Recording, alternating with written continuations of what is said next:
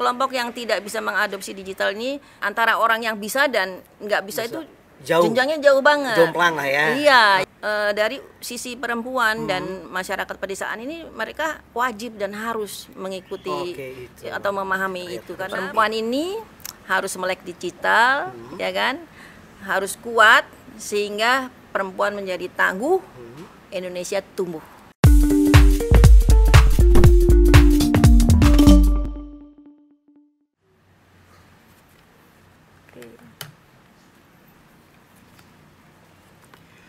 Assalamualaikum warahmatullahi wabarakatuh.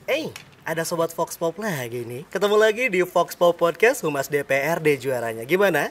Semoga sehat-sehat semuanya ya Sobat Vox Pop. Apalagi di tengah pandemi masih tetap harus jaga protokol kesehatan ya. Ketemu lagi barengan Kakang Ray. Seperti biasa kita bakal ngobrol-ngobrol dengan para anggota DPRD Provinsi Jawa Barat. Kali ini datang dari Komisi 4 Fraksi Gerindra Persatuan, Dapilnya Dapil 6 Kabupaten Bogor. Ya. Kalau misalkan kata teman-teman di Gerindra mungkin ini bundahara ya. Langsung aja Ibu Insinyur Prasetyawati MM. Assalamualaikum Bu. Waalaikumsalam. Aduh, Kang Ray. Sehat ya? Alhamdulillah. Seger banget nih. Iya, alhamdulillah. Harus seger dong. Harus seger ya. Iya. Apalagi ketemu sama teman-teman ya, Sobat Iya. Vox Pop di rumah semuanya. Dan ini kesibukannya lagi apa nih Bu? Kalau sekarang ini, kalau hari Sabtu sih weekend ya libur. Weekend. Tapi kita biasanya hari Sabtu Minggu selain acara keluarga, saya isi dengan kegiatan-kegiatan kepartaian atau organisasi. Wih, mantap. Jadi kayaknya tetap ya, Sabtu juga tetap dilibas aja kayaknya ya. Iya, dilibas karena ini saya kebetulan anak-anak udah gede. Anak-anak udah gede ya. Udah misah-misah. Udah Jadi bawa diri sendiri. Bawa diri sendiri aja. Jadi Lebih sekarang mau, bebas. jadi sekarang mau fokus aja gitu kayaknya sama Iya. kerjaan, sama organisasi dan yang Iya, lain-lain. Dan semoga sehat selalu ya Bu ya. Amin. Dan sebelum kita ngobrol-ngobrol lebih jauh Bu, nah kita tentu dong banyak teman-teman Sobat Vox Pop yang pengen kenal lebih jauh tentang Ibu dong ya. Mungkin teman-teman Gerindra mungkin sudah pada tahu siapa Ibu ya, apalagi Jawa Barat ya. Boleh banget. Kita biasa nih Bu di Vox Pop Podcast ini ada fakta-fakta seru tentang Ibu. Boleh ya. Nanti klarifikasi aja. Boleh, silakan. Boleh silakan ya.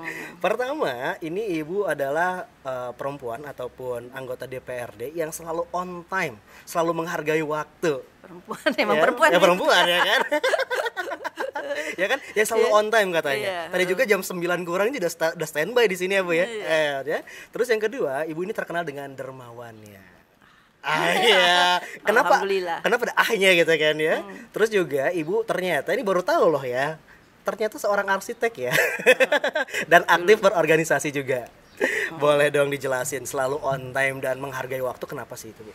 Pertama, kenapa selalu on time dan menghargai waktu? Saya itu ingat sama waktu kecil. Ayah saya kebetulan tentara ya. Oke. Selalu bilang kalau kamu pengen beruntung, kamu harus kuat, tangguh, sama satu lagi harus disiplin tepat waktu. Itu kuncinya. Kuncinya apa? Kuncinya kita beruntung sepanjang hidup gitu. Beruntung sepanjang hidup, ya. Dan itu diingat terus sama saya. Kan kita pengen beruntung sepanjang hidup, pengen nggak? Bener ya. Siapa yang mau rugi Bu? Iya. Dengan tepat waktu, disiplin itu artinya kita totalitas terhadap apa yang akan kita berikan untuk tugas kita. Oke. Dan ini sudah terbiasa sejak dulu berarti ya, sejak kecil berarti ya. Tapi kan banyak nih orang-orang yang beranggapan ketika punya seorang ayah, seorang TNI dan yang lain-lain pasti kan keras gitu Bu. Apakah sosok ayah juga keras juga gitu nggak Bu? Oh, sama. Sama ya. Iya, dulu kita ini, saya itu hidup ya memang besar di Bandung, tapi dulu sebelum mentap tuh saya pindah-pindah. Oke, karena dinas orang tua ya. Betul. Jadi gimana ya kalau orang pindah tuh kan harus selalu menyesuaikan diri gitu. Nah ini juga latihan mental. Latihan mental juga ya. Dan kalau ayah saya aja waktu dulu itu memang jam 5 tuh harus bangun. Oke. Kalau misalkan telat gimana tuh? Kalau telat kita dihukum. kayak ke prajurit juga kayaknya. Iya persis. Jadi kalau telat itu kita harus cuci piring, harus ngepel gitu ya. Padahal kan kalau misalkan perempuan apalagi masih remaja itu kan paling malas ya Bu ya. Iya. Saya dulu sekolah di Jalan Merdeka. Ini kalau saya telat pulang sekolah, saya disuruh jalan kaki dari rumah saya di Jalan Pajajaran ke Merdeka jalan kaki. Lumayan itu Bu. Kalau misalnya saya pulang telat nih, pulang harusnya jam 2 kan, saya pulang sore gitu. ninggalin supir, besoknya lagi saya harus jalan kaki jalan kaki pulang pergi. Olahraga sekalian juga ya. Saya masih ingat dulu tuh. Tapi kalau misalkan kan gini, kalau sudah menjadi terbiasa ya, ketika kita telat pasti ada penyesalan atau kayak gitu nggak sih Bu? Iya benar. Bener ya. Kadang-kadang saya juga sekarang aja kerja kadang-kadang pagi-pagi udah siap kok, orang-orang nggak ada Gak ya kemana ya, gitu kan ya. Jadi pertanyaan kebiasaan pagi gitu. Tapi kalau misalkan buat diri sendiri, misalkan aduh saya telat nih misalkan karena memang kesibukan, apalagi seorang anggota dewan ya, pasti kan kunjungan kerja ke sini pasti kan ada kena macet lah dan yang lain-lainnya. Punya perasaan aduh gimana ya gitu Mbak? Pasti ada ya. Cuman kalau karena macet memang itu nggak bisa harus dimaklumin ya. Jadi nggak bisa gimana ya. Iya, cuman kunci buat saya itu kenapa kita harus disiplin waktu, tepat waktu di kerjaan tuh ya, saya jarang sekali begadang. Ah, betul. Nah, itu kunci juga. Kalau saya juga. Begadang pasti kesiangan. Ya kan rata-rata orang yang kesiangan itu kan gara-gara begadang kan. Iya, ngobrol sampai pagi, aduh saya emang enggak deh. Enggak ada, mendingan tidur aja deh ya. Iya. Apalagi buat kesehatan juga loh ya. Betul. Makanya Ibu segar selalu nih makannya. Kan tadi udah segar, Ibu segar dulu makannya ya. Memang benar saya misalnya ada ini kemarin juga nggak tidur, saya tidurnya juga jam 10-an udah tidur. Udah tidur lah. Meskipun tapi kalau misalkan kayak gitu kan mungkin apalagi di partai ataupun juga di dewan pasti kan banyak telepon misalkan atau apa, dibiarin aja gitu. Enggak, kalau biasanya sampai jam 11 sudah.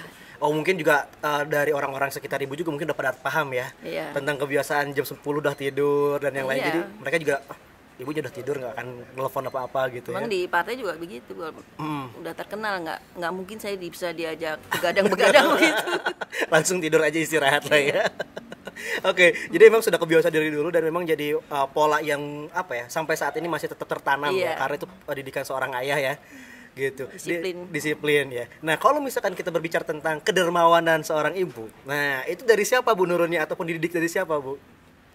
Dari orang tua juga. Orang tua juga sama untuk mendidik itu. Dari zaman saya kecil itu di depan rumah selalu ada apa tuh? Dulu mah kan ini ya, kalau sekarang ada dispenser ya. Iya, dispenser. Kalau dulu enggak, termos apa ditaruh di depan gitu. Jadi buat siapa aja. Iya. Oke, jadi ada yang lewat pekerja gitu kan. Iya, terus prinsip juga gini. Kalau ini dari ayah saya juga prinsipnya harta yang kita dapat ini sebenarnya bukan punya kita cuma dilewatin aja ya kan. Titipan doang. Iya, jadi sama aja toh Pak. Kalau kita sekarang punya misalnya kita nggak muda lagi ya, punya harta banyak juga bingung ngurusnya. Iya ya bener, kan? pusing ya. Kan kita cuma dititipin aja. Dititipin sama Allah, jadi nggak apa-apa disalurkan untuk orang yang membutuhkan juga. Dan makanya juga ini Ibu sebagai ini juga ya, sekretaris Yayasan Yatim Piatu di Jonggol kalau nggak salah ya. Oh iya. Ini emang dari awal memang sudah concern gitu, apalagi ke yatim piatu seperti itu, udah fokus nih. Ini yatim piatu perlu dibantu, perlu apa seperti apa gitu. Kalau itu kan rutin. Oh rutin. Iya, emang rutin ada kalau di keluarga saya ada Jumat Berkah, ada terus nanti yatim piatu tiap 3 bulan sekali. Oke. Dari dulu ada terus. Oh jadi memang sudah tertanam terbangun dari dulu ya. Jadi tinggal melanjutkan kebiasaan-kebiasaan yang udah. Kalau sebenarnya bukan dermawan sih, memang dari kecil saya senengnya neraktir orang. Nggak tahu kenapa ya. Itu dermawan Bu namanya. Saya ingat waktu pertama kali saya lulus sekolah kerja di sini Jalan Suci. Jadi 3 bulan berturut-turut gaji saya itu cuma buat neraktir orang aja teman-teman di kantor. 3 bulan? Iya. Terus sampai ibu saya nanya, "Oh kamu udah kerja gajian nggak pernah ngasih ibu ya?" Udah habis buat neraktir orang-orang. Tapi emang udah bawaan dulu. Iya, bawaan.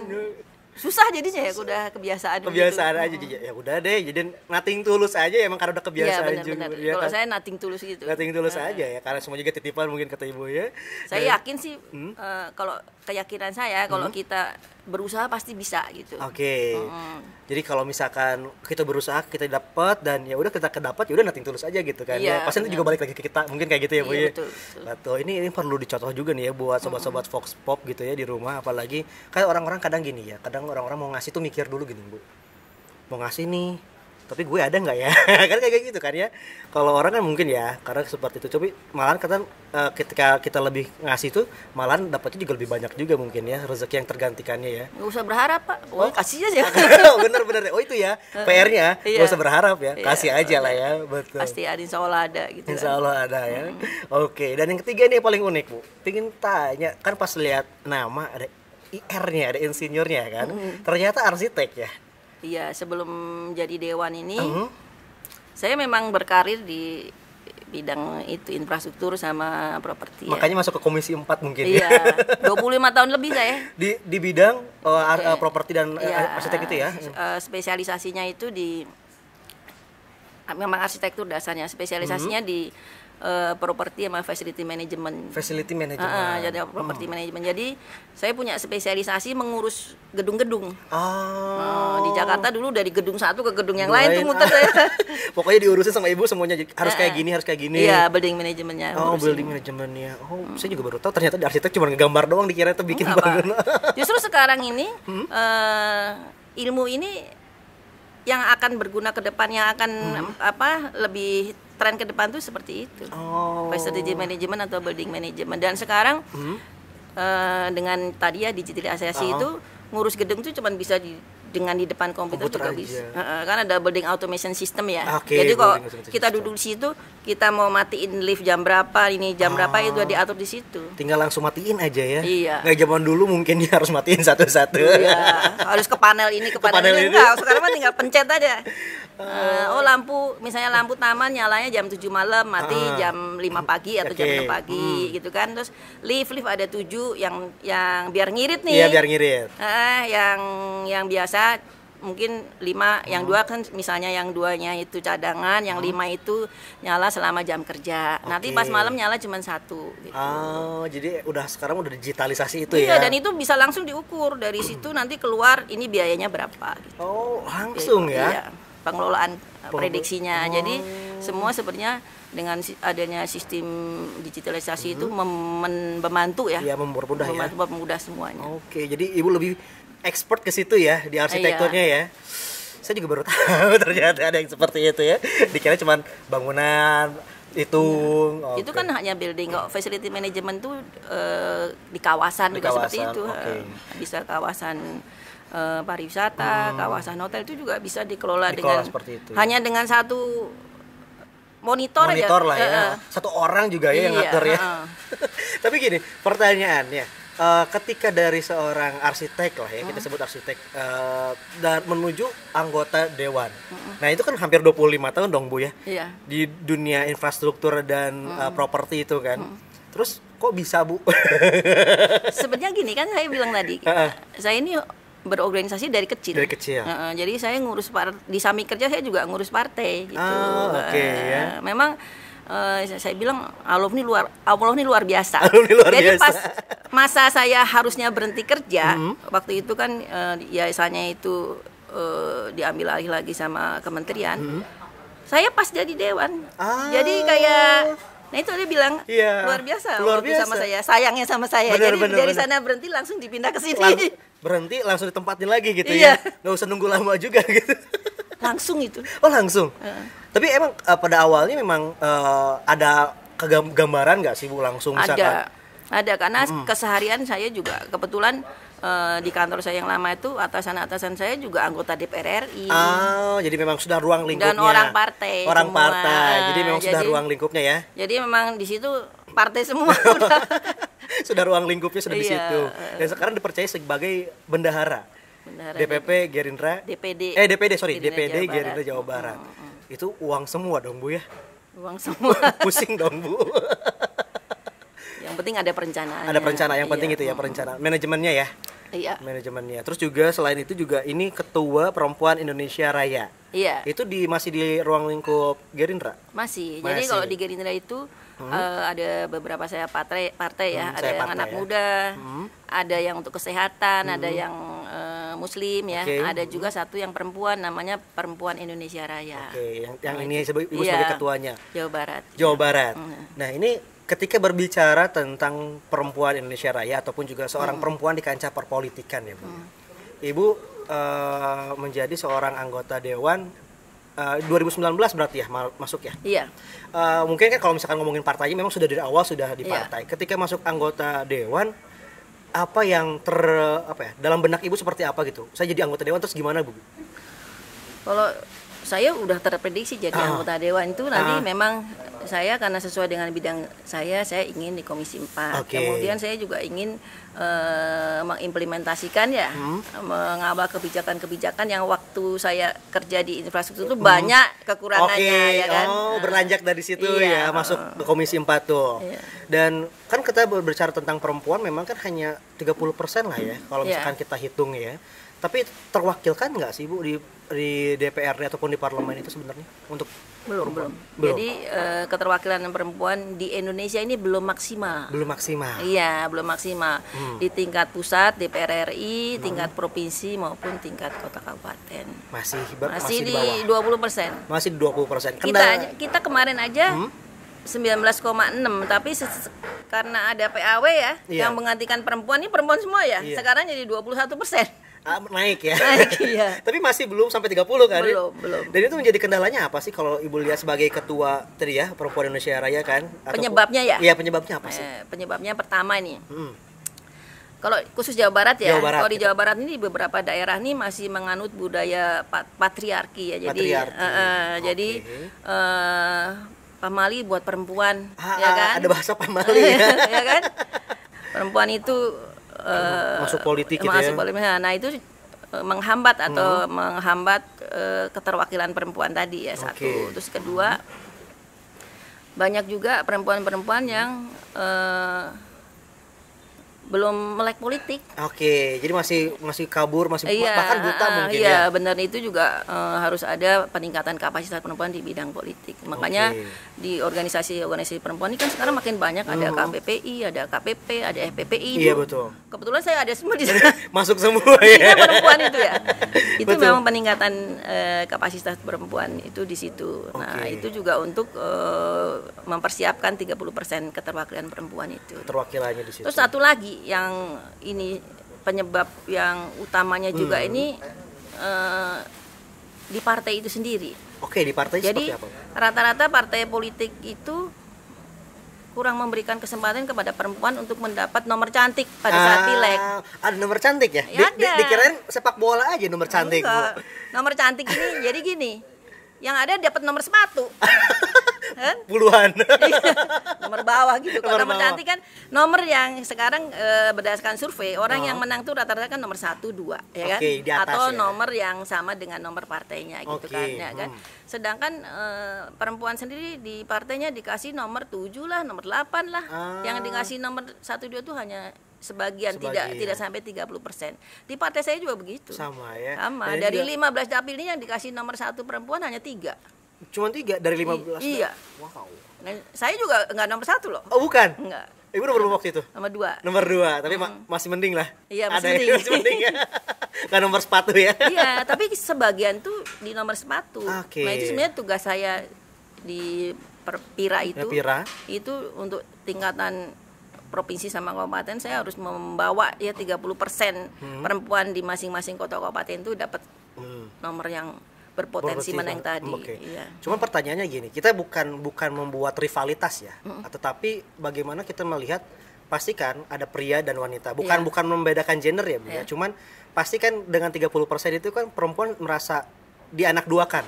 Bisa dikatakan seperti itu. Tapi apakah memang dari segi internal di politik emang seperti itu, ada rivalitas antara laki-laki dan perempuan gitu? Secara personal mungkin? Enggak terlalu sih. Enggak terlalu. Cuma memang tadi ya dari awal memang perempuannya saja yang belum melek aja ya. Belum melek dan banyak yang belum punya kemampuan. Iya. Jadi memang kalau misalkan di partai ataupun di DPRD sendiri sih sebenarnya tidak ada rivalitas ya antara gender itu tidak ada. Cuma memang justru rivalitas kebanyakan laki dan laki, bukan laki dan perempuan. Tapi kalau misalkan perempuan ini saling membahu ya, makanya ada KPP itu ya. Iya. Makanya saling membahu. Kemarin juga habis ini ya workshop pelatihan ya. Iya, pelatihan itu ya. Dan ini juga jadi pertanyaan juga sih, kenapa sih harus, tapi kalau misalkan kita katakan perempuan maksimal 30% di parlemen, entah itu di DPRD ataupun di DPR RI, sebenarnya suara perempuan di DPRD atau di parlemen lah ya, itu seperti apa sih Bu?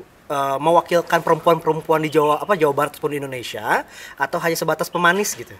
Enggak lah, perempuan tuh memang suaranya sangat dibutuhkan karena dalam menentukan satu kebijakan ini harus seimbang. Makanya perempuan tuh harus 30%. Kenapa? Karena yang sensitif terhadap respon gender itu kan perempuan, bukan laki-laki. Iya, ya kan? benar sih. Kebijakan-kebijakan yang mengawal kebutuhan perempuan itu, ya perempuan sendiri, bukan laki-laki. Iya. Kalau perempuannya kurang, pasti kan itu kurang. Iya benar. Dan itu akan membuat kepincangan dalam satu pemerintahannya kan. Pemerintahan. Tapi kalau di Indonesia masih pincang mungkin ya. Masih kurang. Masih kurang. Dan ini jadi PR juga dibuat parlemen, buat partai juga untuk mendorong perempuan ya. Iya, yang penting sebenarnya yang paling penting itu partainya. Partainya itu penting sekali. Ini partai jarang, karena pengurus partai kebanyakan laki-laki ya kan. Jadi mereka harus lebih meningkatkan jumlah perempuan yang aktif di partai politik yang nanti akan menjadi cikal bakal di pemilu legislatif. Nah, berbicara tadi tentang pendidikan ya Bu ya, pendidikan politik. Apakah memang mereka tuh ogah-ogahan gitu Bu? Ketika misalkan ada wadah nih pendidikan politik kayak yang tadi di perempuan tadi ya di Gerindra sendiri misalkan. Ada pasti ada pendidikannya, ada pelatihannya. Apakah memang perempuannya udah ogah-ogahan duluan atau memang seperti apa? Enggak juga sih, ada yang ikut, tapi memang perempuan lebih punya banyak keterbatasan daripada laki-laki. Keterbatasan waktu, keterbatasan ekonomi, sama keterbatasan izin keluarga. Izin sama suaminya, gitu kan, izin sama anaknya. Apalagi mungkin setelah jadi anggota lebih sibuk lagi mungkin dibandingkan di partai. Nah itu sebenarnya salah satu kendala perempuan itu nggak bisa full tuh karena itu. Masih mikir. Ya kalau misalkan memang. Kalau punya anak kecil mana mau ditinggalin terus kan? Iya benar. Ya kan, kalau ibu yang benar kan pasti rasanya gimana gitu bener, kan? Ya. Aduh kasihan nih gitu kan, apalagi kalau misalnya anak-anaknya mungkin lagi masa-masa pendidikan yang SD gitu ya, yang butuh perhatian, mungkin juga lebih kepikiran anak belum berangkat sekolah nih, di sekolah ngapain, mungkin kayak gitu ya. Iya, itu salah satu penyebabnya masih rendahnya. Dan ini juga menjadi menjadi problematika ya. Tapi kalau misalkan saya harus berangan-angan Bu ya. Dengan kondisi Indonesia sekarang, terus juga mungkin perempuan sudah melek politik, apakah nanti kapan sih kira-kira parlemen perempuan di Indonesia ini sampai ke 30%? Menurut saya nggak lama lagi. Nggak lama lagi. Iya, karena kita aja dari 2009, 2014, 2019 terus naik. Terus naik. Iya. Oke. Dan sekarang saya lihat di organisasi politik perempuan ini banyak yang potensinya sudah mulai keluar ya. Kalau di Jawa Barat saya yakin ke depan lagi udah memenuhi. Udah memenuhi 30 dan itu menjadi salah satu keterwakilan perempuan di Jawa Barat ya. Untuk tentang kebijakan-kebijakan. Tapi itu Jawa Barat, karena Jawa Barat menurut saya paling maju di seluruh Indonesia. Iya. Dan itu kan kalau misalkan banyak orang yang bilang kalau melihat peta politiknya, lihatlah peta politik Jawa Barat, betul nggak ya? Iya. Karena peta politik Jawa Barat kan memang ini ya. Dinamis juga kan, dan sangat besar juga lah ya. Makanya kalau misalkan lihat peta Indonesia, coba aja lihat peta politik Jawa Barat seperti apa. Suara berapa persen tuh ya, hampir 50% suaranya ada di Jawa Barat kan. Jadi itu memang harus diiniin ya. Dan ini kalau misalkan kita berbicara ke depannya ataupun berbicara tentang kebijakan, ini di luar konteks Ibu seorang Komisi 4 ya, tetapi seorang parlemen perempuan. Kebijakan apa sih yang sebenarnya yang menjadi salah satu dinanti-nantikan oleh masyarakat khususnya untuk perempuan, Bu? Seperti apa? Kebijakan-kebijakan yang bisa mendukung kepentingan perempuan, misalnya untuk pendidikan anak, ya kan, untuk ekonomi keluarga. Dan sekarang satu lagi yang penting untuk adopsi digitalisasi. Itu penting banget. Nah, itu harus disupport sama pemerintah. Jadi ibu-ibu ini nggak out of date, ketinggalan zaman. Out of date ya gitu ya. Jadi harus terus terupdate gitu kan. Nah, berbicara tentang adopsi digital kan, kemarin Ibu ikut workshop pelatihan dengan digitalisasi ya. Maksudnya dengan adopsi digital itu seperti apa sih Bu? Adopsi digital itu ya melek teknologi terhadap digital gitu ya kan? Jadi kalau kita lihat sekarang ini pengguna internet ya di Indonesia itu kan 196,7 juta. 196,7 juta. Itu kan banyak. Untuk kita ya sangat banyak kan. Itu potensi sekali buat kita dalam segala bidang. Dan akibat dari perkembangan digitalisasi yang melejit ini sebenarnya salah satu akibatnya ini kesenjangan digital atau digital divide ya. Digital divide. Itu maksudnya gini.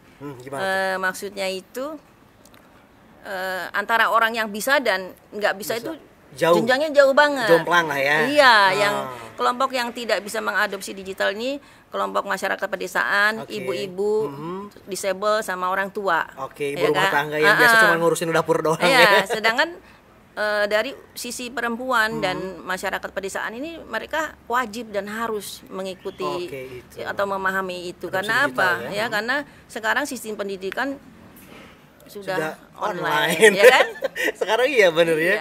Mau belajar online kan kadang juga jadi problematika ya ketika seorang anak di suatu daerah misalkan online, terus dia nggak ngerti gitu kan, nanyain ke ibunya juga nggak ngerti. Nah, itu kejadiannya. Seringnya jadi kayak gitu ya.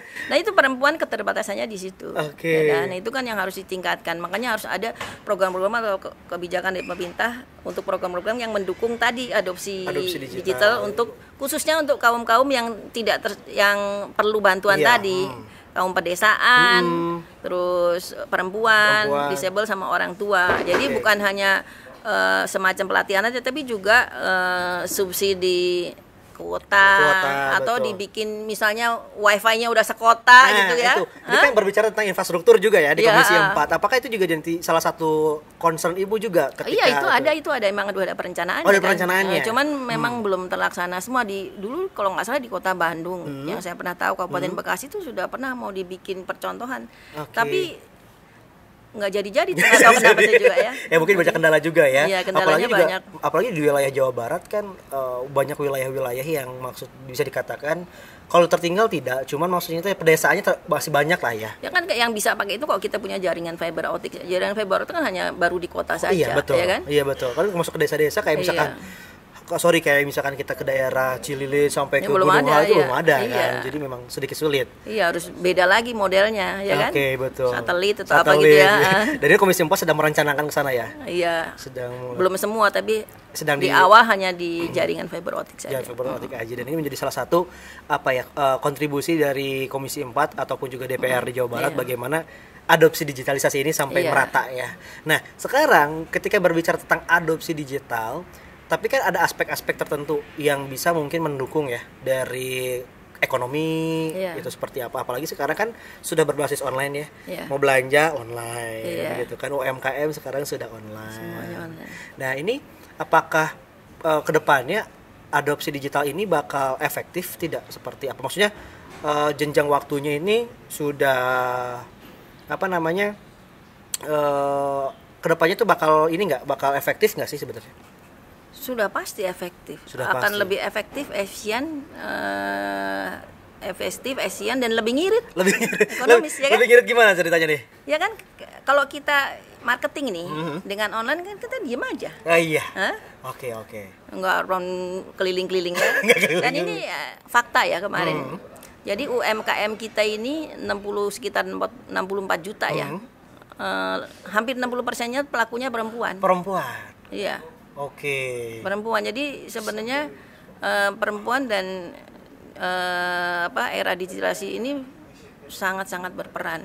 Ya, dia potensinya sangat penting dan strategis. Karena apa? Karena yang bisa melakukan perdagangan online itu lebih kepada perempuan daripada laki-laki.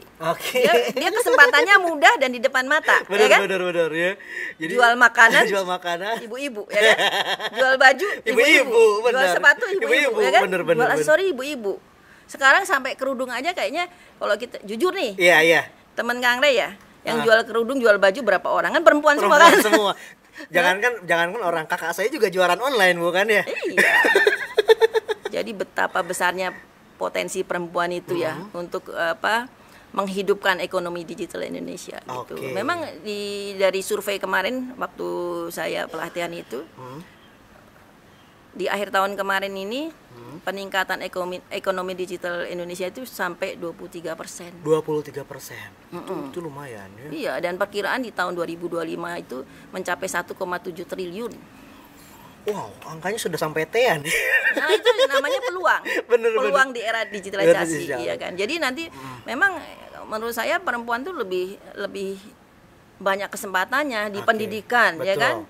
Terus di tadi perdagangan. Dan sekarang kan kayak startup digital itu kebanyakan perempuan kan ya, betul. startup e-commerce perempuan ya kan, betul. Tapi gini kan masih banyak juga nih ya perempuan yang taunya pakai handphone ataupun pakai gadget itu kan buat cuma nonton doang gitu kan, nonton YouTube doang, apalagi nonton drakor ya. Nah, HP terus katanya juga gini Bu, katanya juga ada fakta bahwa juga Ibu suka drakor juga ya. Oh iya, itu suka karena untuk menyimbangkan tadi.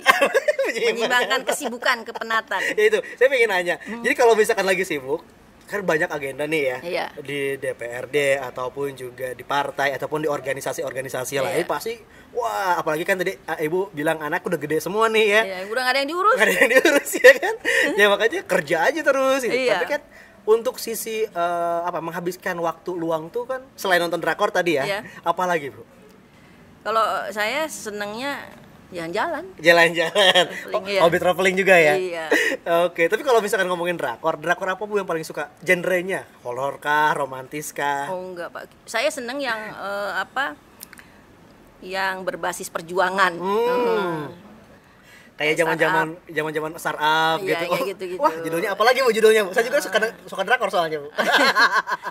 Atau yang masalah hukum saya juga senang. Vincenzo kemarin. Hukum. Pokoknya yang berbasis perjuangan aja. Perjuangan. Dan kalau misalkan kita nonton drakor kan ya, biasanya kita suka ngabisin waktu, Bu. Nah, ya. Asik kan, habis episode 1, episode 2 deh. Kan harus disiplin. Disiplin. Oh iya benar. Ya kan?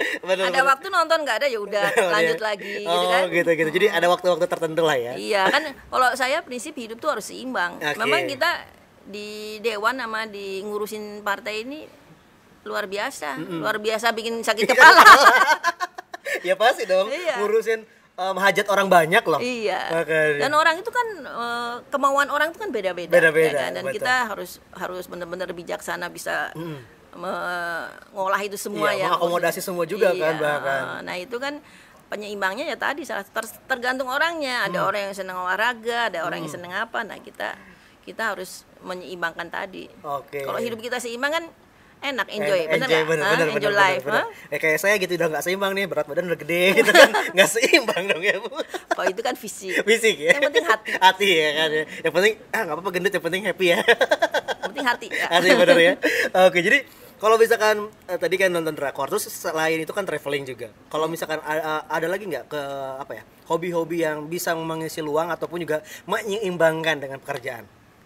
Kalau saya di samping, karena memang saya ini ada di organisasi perempuan ya, saya senang diskusi sama ibu-ibu, sering tuh saya. Jadi kalau misalnya luang saya pergi ke Bogor gitu ya, ke tempat saya di desa-desa itu dan ngobrol ke dapil lah ya.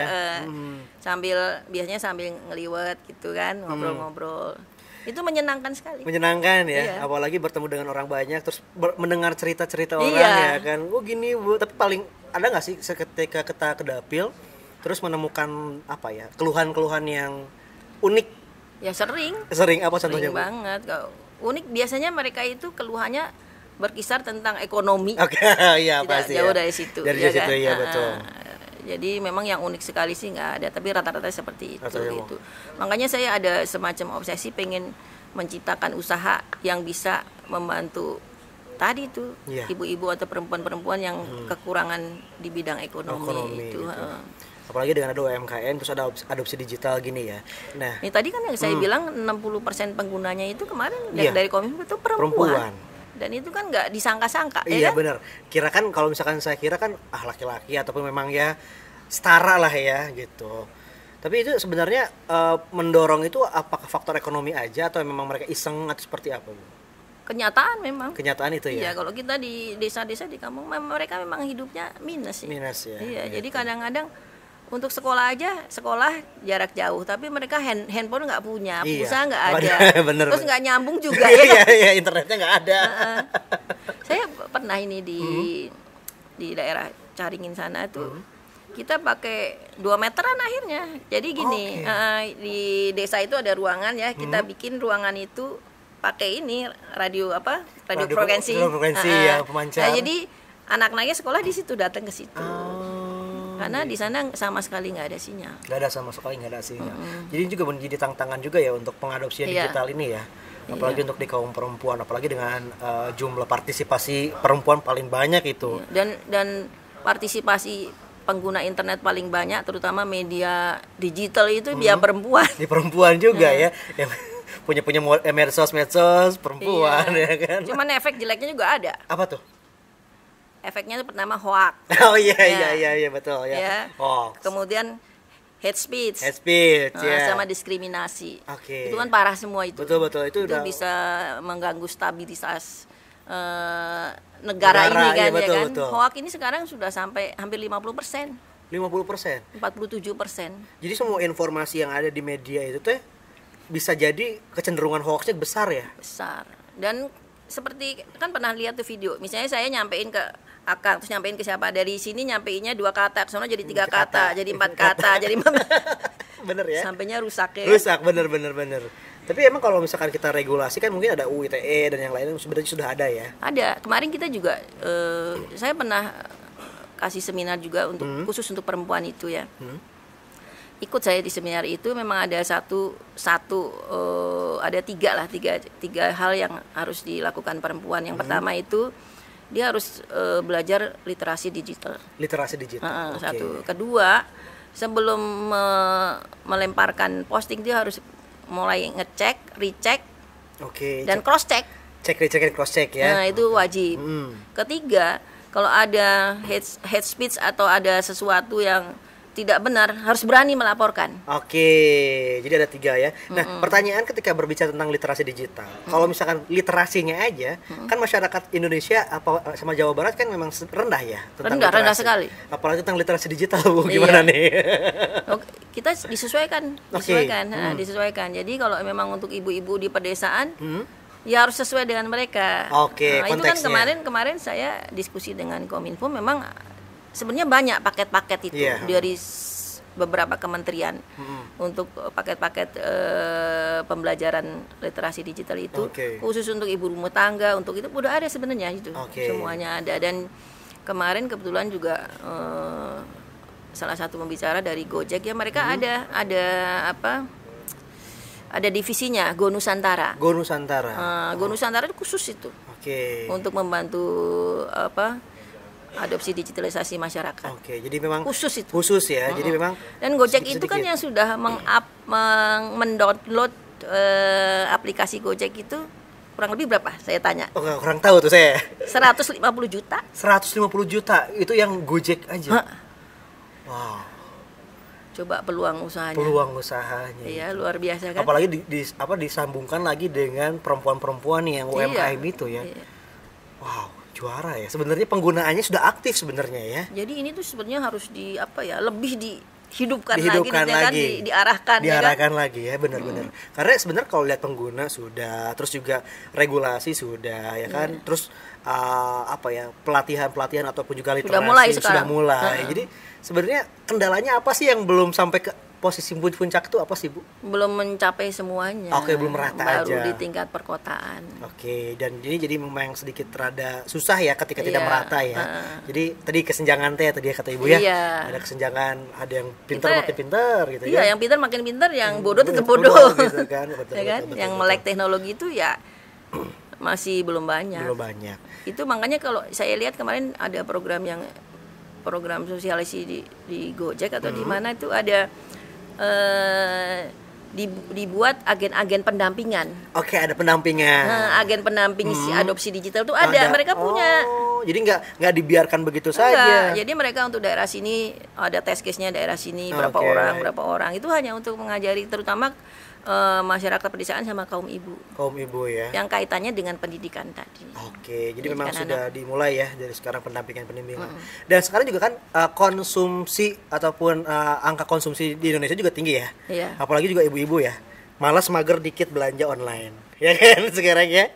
Terus itu menjadi habit ya. Jadi habit sekarang. Jadi kebiasaan kan ya. Kalau bisa dilihat tadi kan penggiat UMKM-nya kan 60% tadi ya. Perempuan. Dan sekarang juga yang makin menggunakan aplikasi untuk jual beli juga rata-rata kan hampir perempuan. Iya. Gitu kan. Karena saya sendiri aja bisa belanja online pun baru, Bu. Serius, Bu, baru. Karena apa? Sekarang kan kita mau apa aja bisa di Gojek. Betul. Ya kan? Iya. Nggak perlu punya mobil juga kayaknya nggak perlu Nggak usah, ya. ya. Tinggal gokar ya kan. Iya betul.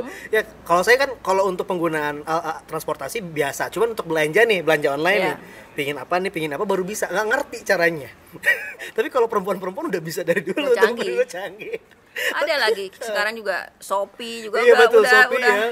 lebih canggih lagi dan kalau misalkan berbicara, Ibu pasti pernah dong ya belanja online kayak gitu ataupun belanja itu. Iya. Biasanya sering belanja apa sih kalau misalkan di online gitu, di e-commerce kayak gitu?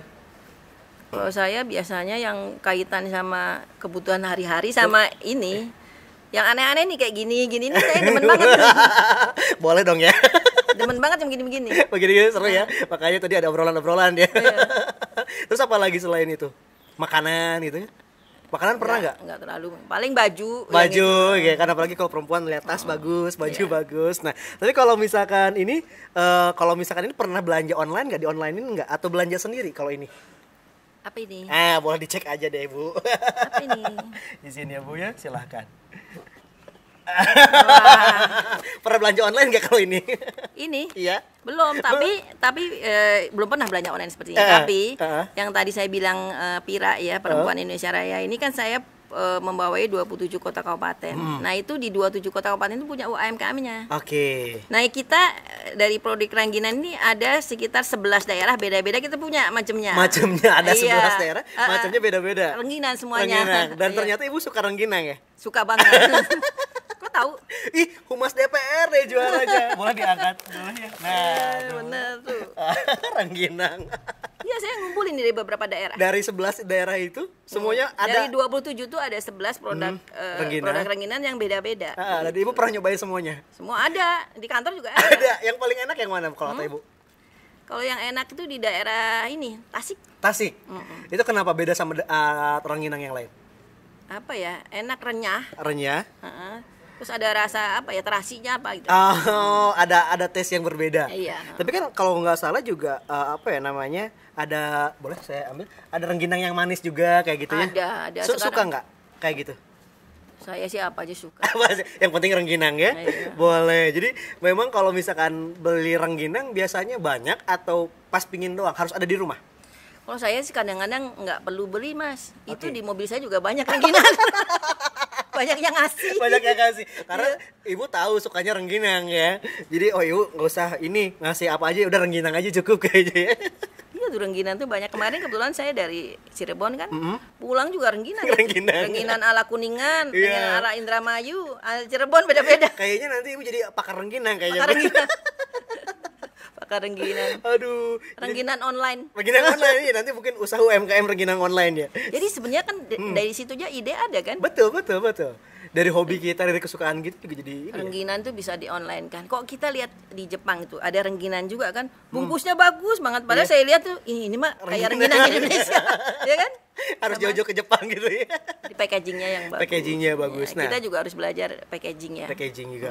Jadi selain kalau misalkan ngomongin UMKM, selain juga melek digital, tapi juga mereka harus belajar tentang marketingnya, polanya seperti apa dan sama packaging tuh perlu. Packaging yang perlu. Saya lihat sekarang ya orang jual kerudung ya, bungkusnya bagus-bagus, lebih bagus bungkusnya daripada kerudungnya ya. Bener ya? Iya. Makanya dusnya kerudung itu bagus-bagus, keren-keren. Iya, makanya kan lebih bagus packagingnya ya. Iya, packaging daripada dalamnya. Dalamnya biasa aja. Nah, tinggal yang makanan di kita ini masih belum ya. Packaging untuk makanannya harus ditingkatkan juga. Untuk meningkatkan daya saing ya. Gitu. Oke, dan kita akan lanjut lagi. Kita ngobrol bakal tentang politik juga ya. Nah, tadi kalau misalkan faktor utama kan gini. Tadi kita berbicara tentang perempuan-perempuan yang tidak bisa masuk politik. Iya. Tapi kita akan berbicara perempuan-perempuan yang masuk politik. Sebagai ibu yang sudah menjadi anggota DPRD, pendorong utama untuk terjun di politik itu apa? Kalau kita ya tadi bisa turut serta membuat atau memutuskan kebijakan yang mendorong itu ya. Iya, yang berpihak kepada perempuan. Oke. Ya kan? Jadi memang ingin menjadi wadah aspirasi perempuan ya di Jawa Barat, dan ini menjadi salah satu. Saya pecinta perempuan. Saya pecinta perempuan. Perempuan adalah keluarga saya gitu ya. Cinta perempuan. Percintaan perempuan. Jadi dengan ada adopsi digital, terus kita berbicara tentang politik perempuan, makanya menjadi kesinambungan ya ke depannya. Iya. Jadi apakah nanti ke depannya ini saling support satu sama lain Biar negara ini lebih maju. Lebih maju ya. Iya. Apalagi juga kita melihat mungkin kalau misalkan dilihat mungkin perempuan lebih banyak dibandingkan laki-laki enggak sih di Indonesia? Sama, hampir sama. Hampir sama ya. Iya, cuman sekarang ini kan karena apa? Dunia usaha ini berubah ya modelnya ya. Betul. Sekarang kan kok kita lihat di dunia ini 50% perusahaan ini sudah otomisasi. Otomisasi, Jadi ya. semua serba otomatis ya. Dan di Indonesia ini saya dengar kemarin dari Kominfo juga sudah 90% lebih perusahaan sudah menyiapkan itu. Oke. Itu tantangan buat anak muda ini. Betul. Peluang kerja. Peluang ya kerja kan? semua ya. Sekarang kan Iya. benar kata sekarang kerja kan tinggal di layar Iya, gitu enak kan. kerja di rumah. Di rumah ya kan? gitu kan ya. Gaji gede, diam di rumah gitu kan. Gaji gede bener. Iya bener ya kan. Sekarang orang-orang kayak gitu kan. Teman-teman saya juga yang diam diam di rumah tapi kok gajinya gede. Makan kalau misalkan kita Dan anak-anak bisa kerja di beberapa tempat. iya kerja sampingan ya kan. Iya. Dia cari kerja yang lain. Makanya teman-teman nih biasanya kalau bercandanya nih biasa suka nih, kamu mah pesugihan ya, diam di rumah tapi kaya. Iya bener tuh, anak saya juga sering ngomong gitu. Ini pesugihan ini katanya. Iya, diam di rumah tapi kok kaya. Padahal dia nggak pernah tidur Iya, begini terus. kan orang lain nggak tahu ya. Iya. Orang lain nggak tahu, cuman dia taunya jarang keluar, diam di rumah. Tapi kok bisa beli mobil ini, bisa beli ini. Yang nggak tahu aja kita begadang ya kan. Iya benar. Nah, pertanyaan yang menjadi pamungkas, apa sih Bu tantangan ke depannya ketika digitalisasi ini semakin luas di Indonesia ataupun di Jawa Barat? Tantangan ke depannya selain tadi hoax ya dan yang lain-lain. Apakah ada tadi kesenjangannya seperti apa? Tantangan ke depannya ya gini, jadi pemerintah tuh harus benar-benar mensupport kebijakan atau menganggarkan khusus untuk tadi semaksimal mungkin untuk adopsi digital itu. Karena apa? Agar masyarakat bisa turut serta atau bisa tetap tumbuh di era digitalisasi ini. Oke, jadi emang tantangannya di pemerintahnya sendiri ya. Iya.